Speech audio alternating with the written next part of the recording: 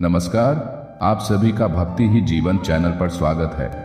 आज हम आपको एक ऐसी यात्रा पर लेकर चलने वाले हैं जहां शब्द नहीं भाव बोलते हैं, जहां हार के अंधेरे में बैठा हुआ इंसान किसी दिव्य स्पर्श से फिर से उठ खड़ा होता है। यह कहानी उन सब के लिए है जो पढ़ाई में असफल हो रहे हैं, प्रेम में टूट चुके हैं या जीवन की राहों में बार बार गिरते जा रहे हैं। क्योंकि ये सिर्फ आपके हारने की कहानी नहीं है, यह उस मोड़ की कहानी है जहां से महाराज जी नीम करौली बाबा आपकी उंगली थाम लेते हैं और कहते हैं, चल बेटा, अब तू अकेला नहीं। शुरुआत होती है एक साधारण से सवाल से, मैं बार बार असफल क्यों हो रहा हूं। एक छात्र जिसने दिन रात एक कर दिए फिर भी परीक्षा में नंबर नहीं आए।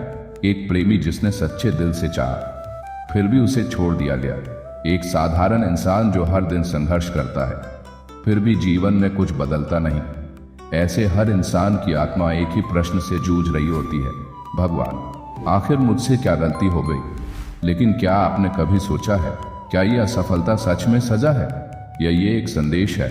नीम करौली बाबा कहते हैं, ईश्वर जब भी कुछ बड़ा देने वाला होता है पहले सब कुछ छीन लेता है ताकि तुम खाली हो सको और नया समा सके।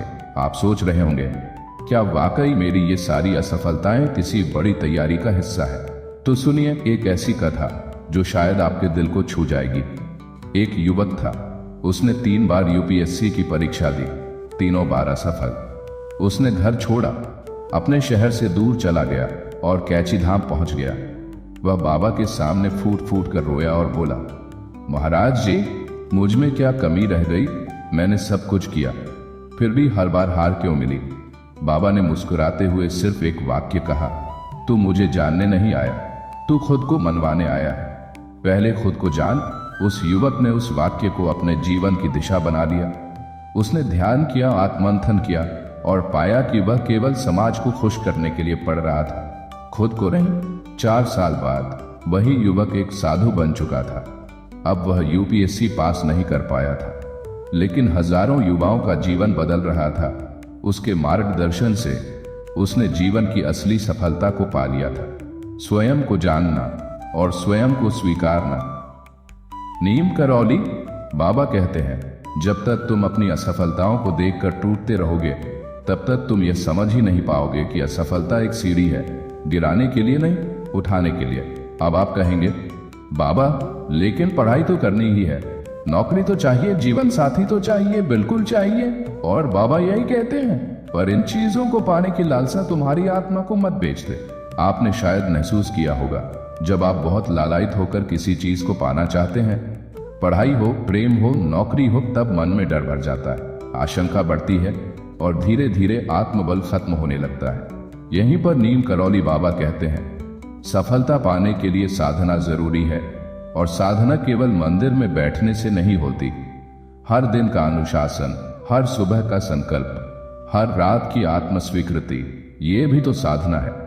आप असफल हो रहे हैं तो ये मत पूछिए मैं क्यों हारा, बल्कि बाबा से एक प्रश्न पूछिए, मुझे इस हार से क्या सीखना है।